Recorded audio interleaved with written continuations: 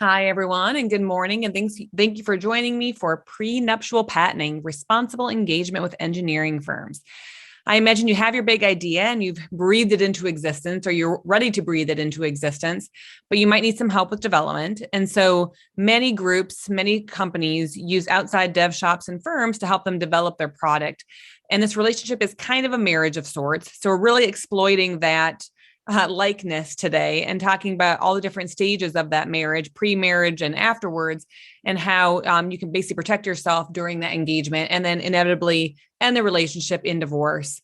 So how cleanly, smoothly, and successfully this separation goes depends on the steps that you take before it officially begins. So my name is Ashley Sloat. I'm the president and director of patent strategy here at Aurora Consulting. We specialize in helping startups secure and manage their patent protection. And just for today, as I mentioned, I'm going to be one part acting marriage counselor who's going to help you ensure your responsible engagement with outside firms, and a part one divorce advisor, since this relationship is inevitably going to end up in separation. And our goal is to make it an amicable separation. So both parties are coming into this relationship with existing assets, for example, intellectual property, software, prototypes, tests, ideas, documentation, and you're going to create a lot together collaboratively throughout the course of the relationship. But what we want you to do, and what we're going to discuss today, is how do you ensure you're exclusively getting back what you came with and also what you contributed and uniquely paid for. So some key questions we're going to be addressing today, and hopefully you'll come away with this talk with the answers. We're going to talk about key considerations for working with any outside group or firm. We're going to talk about who owns the resulting IP from the relationship, and in particular, talk about the often conflated terms of ownership versus inventorship. They are similar but different. And ultimately, whose responsibility is it for novelty and inventiveness of the new product? And by the time we're done, we'll be able to answer all of these critical questions, hopefully, and more. And this talk has been in collaboration with Treetown Tech. I don't know if you're familiar, but they're a local Ann Arbor tech development company. We wanted to make sure that we really also represented the feelings that dev shops had. And so they will be representative of that viewpoint, and their advice or viewpoints are kind of sprinkled throughout the talk today. So why does this all matter, and why should you care about all of this at this stage in your journey? So much of your modern innovation is not really tied to physical products, but they're more, things like ideas and code. And so the worth of your company is tied directly to your possession and control of these assets. And patents are one of the strongest forms of protection. And we'll be talking about more than just patents today, but we'd like to use patents as kind of the key component of your IP portfolio. And the worth of your company is tied to these. And patents are one of the best forms of protection, and they can be incredibly valuable. And you can see all these statistics below that demonstrate the value of even just one issued patent. And so patents are highly valuable. And so how do you get to a high quality product fast or reasonably fast as protected by patents and ultimately your intellectual property portfolio? And one of the ways is outsourcing. Now, of course, you can develop your own team in-house, or do this in a number of different ways. And we're not necessarily saying you have to outsource by talking about this topic today, but we do know the value of outsourcing and want to make sure that you're doing so responsibly. So it's a tested approach. A recent study found that over 90% of respondents worked with one or more partners to develop and manufacture their IoT solutions. And some 43% of software companies outsource their software development. So, it's much like cloud infrastructure technology, right? That we use to build our products. This external dev shop can scale on demand and reduces the upfront commitment and expertise required to build a talented, multidisciplinary team. And in this world that moves at increasing velocity and time to market, the first mover advantage can only make all the difference. And so outsourcing can help you get your product to market more quickly by eliminating lead times that come with hiring, acquiring hardware, setting up your development and production environments, getting all the equipment. And this is all required before you can do so much as start thinking about a prototype, whereas a dev shop has all these things. And it's flexible, right? You can scale it up, scale it down. You can change the type of model. You can change different dev shops depending on the phase that you're in of development. So this can be a very invaluable way to develop your product. But there's a huge problem with it. The dev shop has obviously their existing code bases, tests, devices, ways of doing things, processes, contracts, and you have your existing IP ideas, processes, methods, contracts. And so how do you share the different information that you need, the different confidential information, and ensure that you are actually owning the resulting IP out of that relationship? And this is not a simple proposition. So we're going to walk through all the different stages today. And again, keeping consistent with our dating metaphor here, we're going to go through single life, which is you're essentially getting all your bleep together. Dating, where you're going to vet the right partner. Engagement, where's that prenuptial contract period, which is very important and probably the longest period, or at least the most important period. Marriage, which is your product development. Divorce, which is that post-development transition. And then I'm going to share some anecdotal experiences with you all. And so first, we're going to move into the single life. The key part about single life is making sure that you're ready for dating. And so you want to make sure you have access to a good non-disclosure agreement, which I'll define here on the next slide. And you'll also want to make sure that you protect any of the IP that you currently have. So a non-disclosure agreement is paramount if you're talking with anybody, especially anybody that could bring any value. So for example, if you publicly disclose your technology without a non-disclosure agreement, you've essentially triggered some irreparable timeframes or irreparable damage potentially to your intellectual property rights. So if you're talking to a dev shop or talking to potential partners, you would definitely want to get a non-disclosure agreement. A lot of VC will not sign NDAs because it would be too limiting for them. So they might be kind of the exception to this rule, or like maybe your random friend who you're randomly talking with. But anybody that could bring any value, I would definitely do a non-disclosure agreement. For inventorship and ownership, again, get as much of your IP on file as early as possible. And this will help you very clearly delineate what you're going to bring to a possible relationship and what they're going to bring to a possible relationship. And so this will all help you identify your IP. So again, to define what a non-disclosure agreement is, it ensures full confidentiality of all IP assets that's shared during that discussion. Obviously, if you don't talk about certain things, it's not going to protect confidentiality of that. But if you talk about your IP or different confidential information, that is covered by your non-disclosure agreement. It limits their third-party disclosure without permission, so they can't share your information without getting your permission. Now, this does not extend to things that are otherwise generally publicly known. So if you have published patent applications out there, obviously they can share that information because it's out there. But if it's anything that's otherwise secret or confidential, they need to get your permission. It's signed by a representative of the firm, but you should ensure it covers all the engineers that they may be speaking with to determine whether the relationship may be a good fit. And it should not include a statement of work or IP agreement language. This is sometimes seen where people try to bend non-disclosure agreements to fit with SOW or IP, and that's not its goal. A non-disclosure agreement is really just for that next stage, which is the dating stage, to vet potential partners. So again, be careful, try not to stretch this into something it's not, to keep it what it is, which is a non-disclosure agreement. So as we talk about identifying existing IP and the creation of new as we move forward, it's important to consider all the different types of IP. This will be an important consideration as you move into negotiating terms and conditions for the outsource agreement. Obviously, this is probably a little bit of a review for some of you, especially if you attended one of our prior talks, but we thought it was important to bring everybody along for the ride. So the different types of IP include utility patents, which include articles of manufacture, compositions, processes, devices, biotech, all these different things. And so we have a drone shown here. And this also includes software, for example. And then we also have design patents, which could be for a graphical user interface.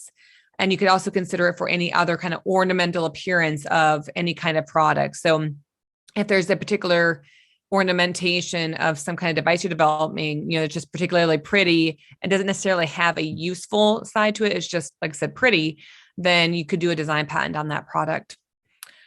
Copyright, it's for unique software code expressions, your graphics, your training materials, your website, and any kind of creative works that might be employed by the company. Trademarks, these are your slogans, your branding. It could even be a color associated with your company if that color is not typically thought of for your brand, your goods and services that you're protecting under your trademark. So again, think of your goods and services also, because that will dictate what different classes you go into for trademarks. And lastly, it's trade secret, which protects any confidential business process or information that provides a competitive advantage to your company. And remember, all these different pieces of intellectual property also require that you give notice to somebody when they might be, interacting with your intellectual property. So for a trade secret, that's marking things as confidential or trade secreted.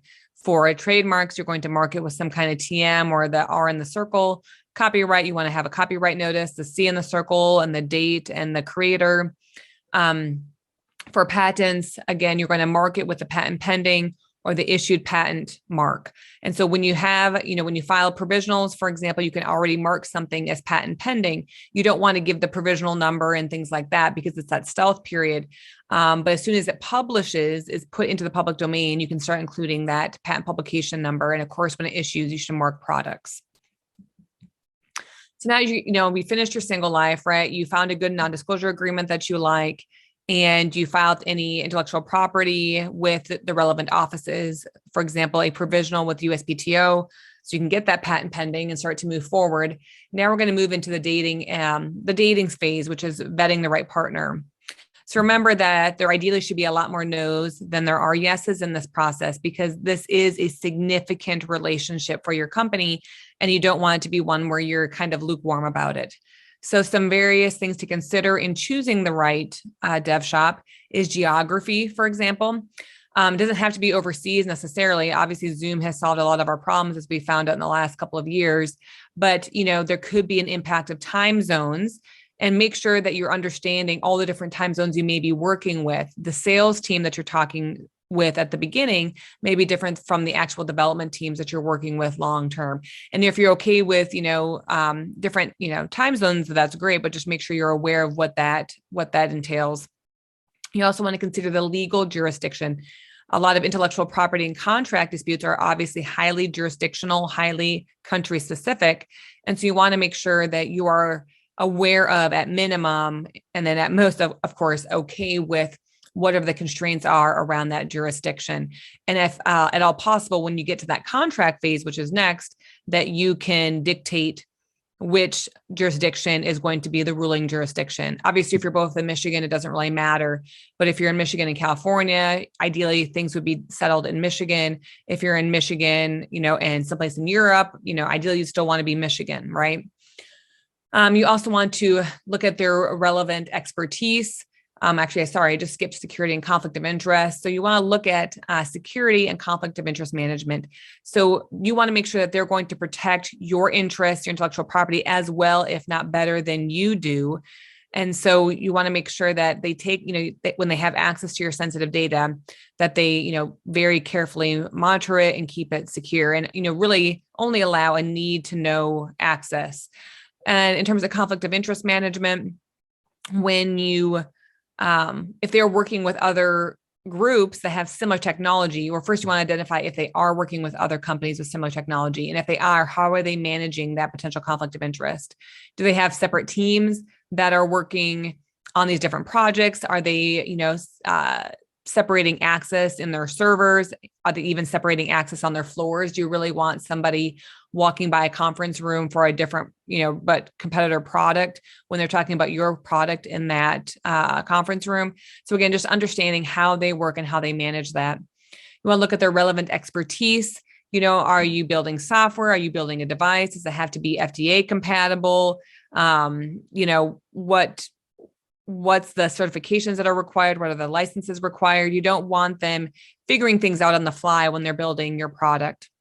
You also want to determine the working model. There's obviously lots of different kinds of models and rates out there. And I'm sure there, are some firms that are even more flexible than others in terms of kind of creating a new model for your relationship. But determine, if it's a time-based model, a feature-based model, a fixed fee, different rates, hourly, how open are they to augmentation? So just again, understanding the working model. And then also it's really important to understand whether there is a cascade of contractors. In other words, are they taking your project and then contracting it out to somebody else? And if they are doing that, you should really consider requesting visibility and approval rights over those subcontractors, because ultimately nobody's going to protect your data as well as you are. But you also, the more degrees of, removal from that process, the less control you're going to have.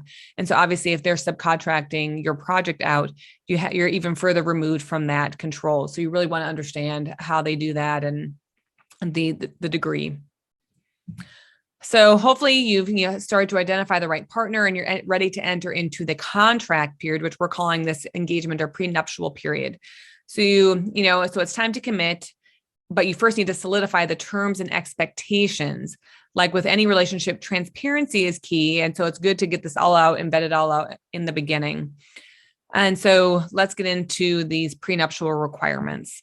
So the goal at the end of all of this will be a clean separation. Again, you're coming into this with your non-disclosure agreement and your patent pending or your different IP. They're coming into with their tools and their expertise. You're going to build something amazing together. And ultimately you want to own that something amazing, and they want to be able to continue to develop for other companies. So how do we make that all possible? Well, there's several different contract considerations. So there's scope of work, non-disclosure agreement, intellectual property ownership, termination clause, and other legal clauses. And there may be even others that you might want to consider for your unique situation. So we'll go through each of these in turn. So scope of work. So this should outline your expectations, your deliverables, your timeframes, and your guarantees, or their guarantees. And so this is highly critical because you may think that you're all in agreement, but you might not be. As the graphic here shows, everybody's thinking of a different shape, even though they all think they're in agreement. So you want to outline what the expectations are for the relationship, how it's going to work, the time frame, the different deliverables. Is it a prototype? Is it, are you doing like milestones? Is it feature-based? What kind of cycle do they work on? Do they work in sprints? And if so, how long are the sprints? And we'll talk more about agile later on. And so you want to understand all these different things. And so that you can work effectively together. And most importantly, from a guarantee perspective, you should not have application acceptance without a code guarantee. The contract that you sign should specify that the code you receive is free of any malware and specify the acceptance testing period. For example, a period of 5 to 10 days may be a reasonable time frame within which any bugs found within the application need to be fixed at their expense. And the contract should also specify how the web hosting or app store submission would be managed. From a device guarantee, of course, they should guarantee that the device works as they say it should work. But they can't guarantee that it's going to be a product market fit, that the consumers are going to like it. So it's really just at the end of the day, they can't guarantee that. That wasn't their job. Their job was to make a device that functioned in a particular way. And so just keep that in mind when you're working on these contracts. Try to be reasonable in the expectations that you set and consider whether those expectations would be reasonable for you if the shoe were on the other foot. And really consider or understand and make sure you account for inventorship and ownership in your contracts. So ownership, the owner of a patent enjoys all the rights and benefits granted by a patent, including the significant commercial rights to exclude others from making, using, selling, offering for sale, or importing the invention into the US or whatever country you're in. But remember that you do not own the intellectual property unless it is assigned to the company. Right? An owner is not necessarily the inventor. So if there is not some kind of work for hire assignment clause or something of that nature, you do not own the resulting intellectual property. This is different than inventorship. So inventorship or an inventor is a person who has contributed to the conception of the invention. And this could be different than reduction to practice. Sometimes conception is so different, or, the conception is so thorough that reduction to practice is really just merely carrying out some steps. But more often than not, reduction to practice usually involves some inventive steps. So people who conceive of it and sometimes reduce it to practice are considered to be the inventors. In order for them to not be the owners, also, they need to give their rights to an entity, you or a group of people that you choose.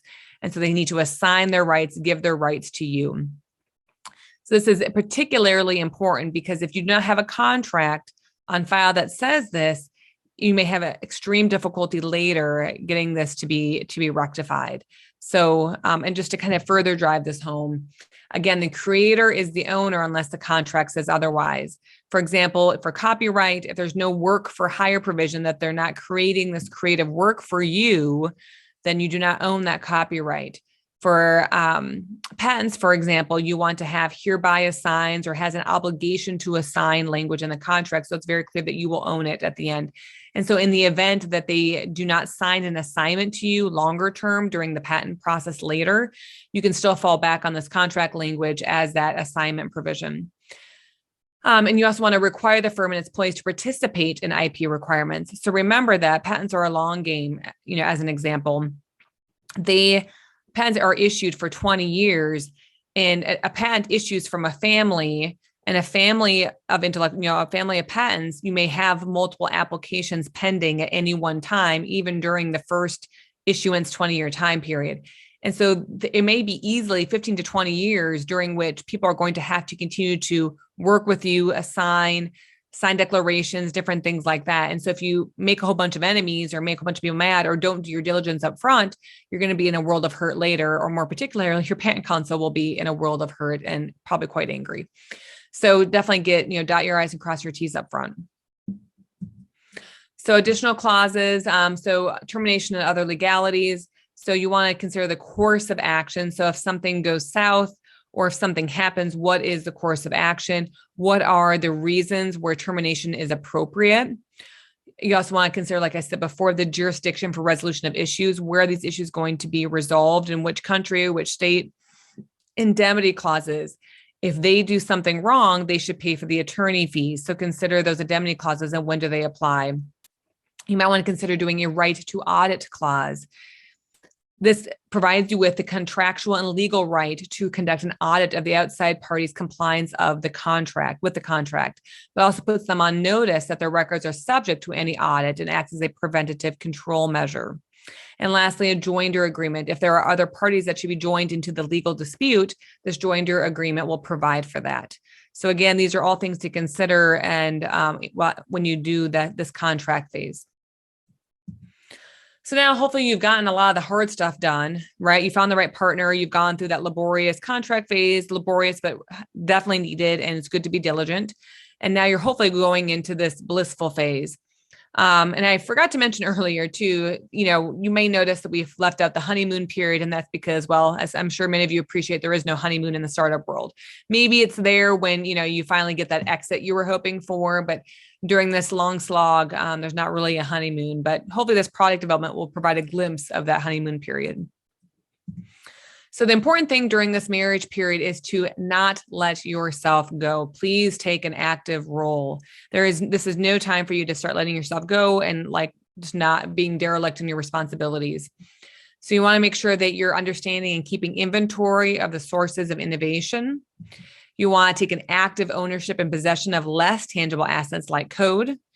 You want to know your role in product development iterations in terms of the invention and capture. You also want to understand your role in patentability and freedom to operate. You want to understand the use of open source and its potential risks. And you'll also want to consider things around the FDA materials, the various device considerations. And lastly, you might want to wear pants occasionally. So sources of innovation contribution. So of course, as I mentioned in earlier slides, there are things that are coming from the vendor or the dev shop. They have their own code, their own devices, their own test fixtures, different things like that. And so that's going to be part of the puzzle. You have open source software and off-the-shelf products that they might be using or implementing into the product. You have compliance constraints. This could be the Food and Drug Administration. This could be even patentability or freedom to operate, which may limit what you can do with your product or may limit the extent or the breadth of your product. And then lastly, your new code in your devices has to fit into this puzzle. And so you want to keep, again, an active role in all of these different pieces to make sure that you end up at the end of the day with the most valuable product. So code ownership, how do you keep an active role in this? You don't want to wait for project completion. Remember that the actual code is your most intrinsic asset, and you want to make sure you have admin access to code repositories up front and not later. If something happens to the dev shop, or if the relationship sours and they still have all this information, how are you going to get it from them? So ideally, you just have it up front. You also want to make sure you have access to passwords, certs, and tokens for access to servers and infrastructure components like AWS, cloud, Azure. So make sure, again, all this up front, take an active process, active role in it. Impact of agile methodology. So software development, manufacturing, many other industries transitioned from a traditional waterfall practice in which the requirements of a product were outlined up front, handed off to a dev team, and then some time period later, the final product or the prototype, whatever it was handed back to the company. And of course, that time had passed and maybe the product was no longer a good fit for the market and how it had evolved. So now a lot more, a better practice is these agile methodologies that allow for highly iterative work cycles that allow for, more continual user feedback, customer feedback, feature, based feedback, all those good things. And so, but it also requires a more active role from an IP perspective. So you want to manage any public disclosure risks. So during Agile, like I said, there's multiple sprints. And during those sprints, you may be pushing out code or pushing out products to users for their review, for their use, for their beta testing. And so you want to make sure you're capturing any inventions before those are being pushed out. So you want to match Agile's fast pace and this iterative nature. And so you want to make sure you're incorporating this identification of inventions into your dev lifecycle. And so again, a very active process, a very active role is needed for you in this process. So we kind of look at kind of a rough timeline. You have your P0 provisional, your provisional that ideally was filed before you engaged with the dev shop. And then during all these different sprints, you're in theory going to have additional provisionals that are filed, maybe a few during a sprint, ideally, again, before release of any kind of update or beta or feedback. And so again, this takes a very active process where you want to understand what's being developed when and when are things being pushed out the door. And then ultimately you can collect these and file a utility patent application with them before the release. So now do keep in mind that, again, a provisional is really nice to just build upon it over time, especially if it's related to the same technology. You can basically take the first provisional, add paragraphs to it, file it again, take it, add paragraphs and file it again. And you basically get a new filing date every time. But this utility, as shown here, will ultimately claim priority back to all of these provisionals over time. So you then still preserve all of those different dates. And in some cases, some of the provisionals may fall abandoned, which is okay because maybe they don't pertain to this product anymore. And in that case, it doesn't go into the public. A provisional that is never incorporated into a utility doesn't go public. And so it kind of disappears into the ether. And similarly, you may end up with multiple utilities at the end of this, maybe for, different parts of the product or maybe different products, but that are related. So also with this, you want, with this kind of, matching Agile's pace, you want to also consider patentability and freedom to operate because it's going to be this iterative process, because you're going to be getting feedback over time and user review and things like that. Patentability and freedom to operate are probably going to need to be revisited time and time again. And remember, there is no guarantees when it comes to this. In particular, an engineering firm is probably not going to perform this function for you.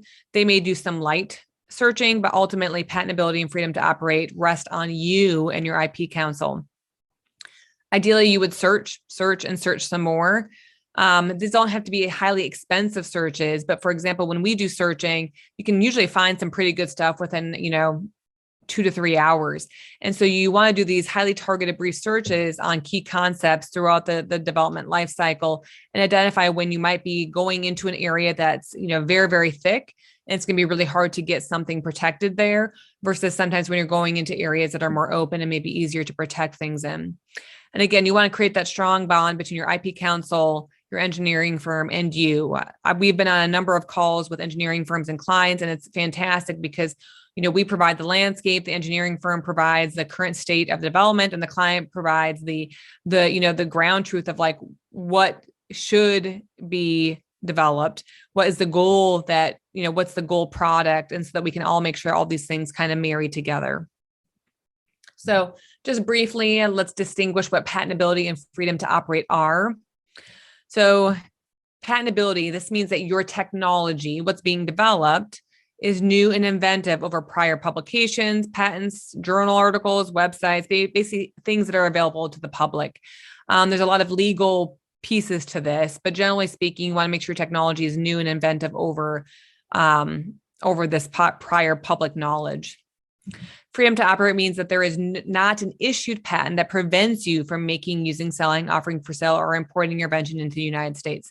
So again, patents create this like limited monopoly, and if they're potentially broad enough or written in such a way, they may capture the product that you're developing. Again, there's lots of legal things to review in determining freedom to operate. So I would definitely work closely with your patent counsel. But this should be something that you do some diligence on both of these items. And I guarantee that your venture capital, your company, whoever you work with, be happy that you're doing this diligence. So some open source considerations. So if you're using open source code in your software, this can be a huge accelerant, but there can be some risks that come along with it. And so we're just going to do a little brief foray into some open source considerations. So as a reminder, open source license, these are royalty-free copyright licenses that grant third parties, i.e. you, the right to copy, modify, and distribute computer code, but there's usually strings attached. For example, copyleft, for example, GPL, is a viral type of open source software license that requires the derivative work, which would be your software, to distribute using the same terms, which would make your software open source. So it kind of, extinguishes a lot of your proprietary rights. There are more permissive license types like Apache and MIT, and there's even a lesser GPL that does not have that same infectious property. And so when and if your dev shop is using open source, you want to make sure, again, you take an active role, show them that you do understand the value of open source, but you also understand the risks that come with it. You want to, again, establish clear expectations around open source inclusion, the contribution policies, and you want to obtain a firm provided list of all used software packages, and maybe even want them to tie it to where the code is in the database or in the code base, so that if you were need to strip that out or to change it, you know where it is. And so again, take a very active role in this process. And then when thinking, you all want to keep a pulse on FDA compliance for those of you that may need it. Remember, FDA is also extending into IoT software and things like that. And so there may be some ongoing or newer requirements coming forth in the next few years. And so for devices, again, consider Food and Drug Administration. There's obviously lots of documentation that is required and testing data, and that's something that's collected throughout development. So if you need that, make sure that your dev shop is aware of it and they're on it and probably have experience with it. They can be a huge asset to you if they do have experience in this space.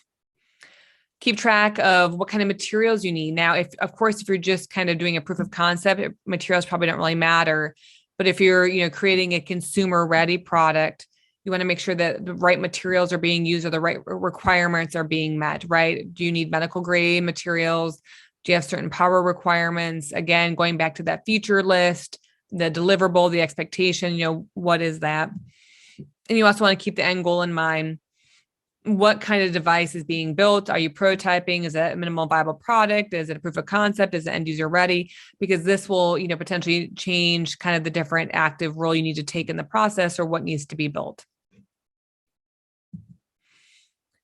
So hopefully now we haven't scared you out of any of this. And hopefully by this point too in the relationship, you've taken all the appropriate and right steps to where when the ultimate divorce and the, inevitable divorce is ready to occur, it's a very easy transition because you've taken all the steps that are necessary upfront. So again, you want to develop transition or exit plan well ahead of time. So this should have been part of that early prenuptial phase, right? Where you understand what that transition or exit plan is going to be. But of course, this could change over time, right? As your company grows, You may decide that, early on, you may have thought that you were going to transition to a different dev shop for a different stage of the development. And now maybe you've grown to a point where you can actually bring it in-house. So that may change your transition or exit plan. And one common mistake is that companies tend to underestimate the time and effort it takes to replace a third party. So make sure that you're not caught in that trap.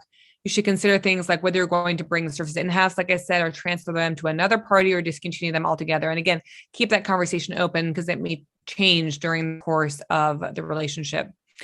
And so where possible, you also want to get assignments and declarations signed before you fully disengage. So for example, in the patent world, there's, like I said, ongoing requirements. If you are ready to get any of those at that time, make sure you try to get those signed before you fully disengage. You also want to provide notice. You don't, and again, this, that these notice periods should be part of your contract, but just make sure again, that the notice period is appropriate for the needed transition or exit plan. You want to transition ownership of infrastructure, code and devices, test fixtures, the product, the code, any passwords, any information, any even like knowledge, right? How are they going to transfer that knowledge to you? And then once the transition is complete, you want to make sure you cut off access to network systems, assets, and data. Basically everything in your company should be a need to know access. There's no need to give everybody access to everything. And so make sure that the same applies for a third party. Cut off the access when it's no longer needed. Vendor data destruction, maybe, make sure you're complying with your contract, that you destroy any data that you should no longer be holding. Pay your bills, of course, and then, continue third-party monitoring. You want to make sure that they, even well after the relationship has ended, that they are continuing to abide by the provisions of your contract. For example, a lot of non-disclosure agreements or contracts have some kind of time period associated with them, maybe 1, 2, 3 years, or maybe even 5. So make sure that you're kind of monitoring Google alerts. You can see kind of what's happening with companies in the news. Obviously, if you're in a smaller community, you might be able to hear some things. So just kind of keep tabs on them. So hopefully this has all been pretty enlightening for you. And I'm going to share just a few anecdotal experiences, things that we've seen from time and again, and just want to make sure that we drive home the necessity of kind of setting up a relationship upfront appropriately so that it goes smoothly throughout the duration. And also understanding, like I said, things are often conflated. So anybody else remember Animaniacs and the good idea, bad idea interstitials narrated by the Motel 6 guy? Well, if not, I'll enlighten you and help provide some context, but we're going to go through some good ideas, bad ideas. So Acme Engineering uses their base code to develop a software product for the company. Company paid Acme Engineering for the software development of the new product that incorporated at least some of the base code from the engineering company. So remember, engineering company contracted, paid for development. They incorporated some of their base code into this new product. So who should own it? And hopefully everybody right now is saying, well, it depends on what the contract said. And ideally there was a contract, but in some cases, people enter into these relationships without a contract. And so this can be really sticky, as you might imagine. For example, in the case that I'm talking about here, because the engineering firm had used some of their base code, they were concerned that any kind of IP that the company pursued would block them from using their base code for other clients. So the engineering firm wanted ownership of the IP. And it was through many conversations that we determined that a co-ownership arrangement was appropriate. Now, co-ownership is not ideal either, because as you go to sell the IP or license it out or something like that, both parties will need to agree to that, that sale or that license agreement. And if you're not in agreement, then that could be problematic. And so that's where co-ownership doesn't work. But now there are, of course, arrangements where maybe you pay the dev shop a lot less because they are going to be a co-owner in some regard. Of course, that's fine. And whatever, arrangement you make, that's fine. But again, the arrangement should be made up front and not kind of as a result of some kind of conflict. So the good idea is to have a development agreement on file that outlines who owns what and how and why. Another good idea, bad idea, how to determine inventorship and ownership, which I hope you're all experts with at this point. So again, Acme Engineering develops a device product for the company. The product was the company's idea, but innovative concepts came about during the reduction to practice by the engineering company, or by the engineering firm. So who should own it?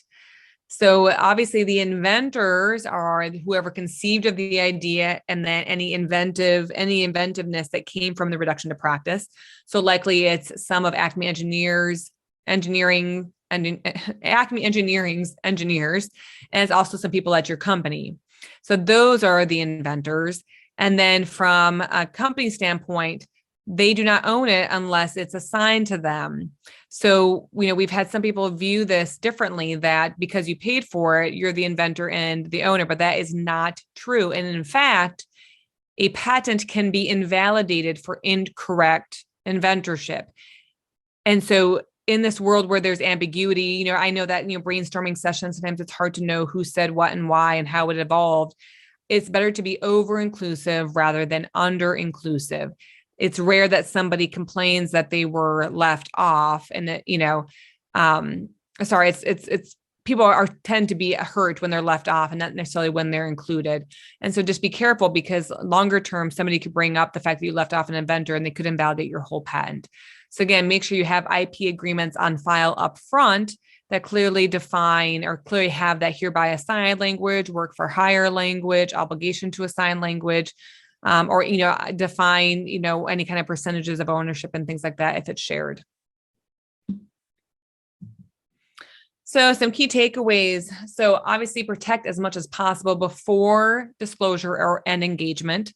So really draw that line in the sand about what you had before the relationship started. You want to carefully vet potential partners, again, for expertise, geography, conflict of interest, security.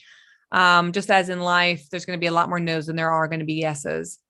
Contracts. This is probably the biggest thing. Do not rush this phase, but make sure a contract is what it should be, right? Don't try to port language into different kinds of contracts. Make sure you have all the right contracts for all the different right things, and pay particular attention to assignments and work for hire clauses. You want to maintain access to physical and digital assets. So make sure you have all that up front and as they are created. Make sure you match an iterative IP approach to your development workflow. Again, bring in your patent counsel, bring in your, you and the dev shop, and make sure you're all taking an active approach in determining when new things are being developed, making sure that you're identifying when something is patentable or whether or not you have freedom to operate. And know what's getting baked into your product, whether it's open source or other companies' materials or devices where you might need some kind of license, and also execute a well thought exit plan. At the end of the day, think through everything, use professionals when needed. This is definitely not something you want to skimp on. And lastly, as your marriage and divorce counselor, never go to bed angry.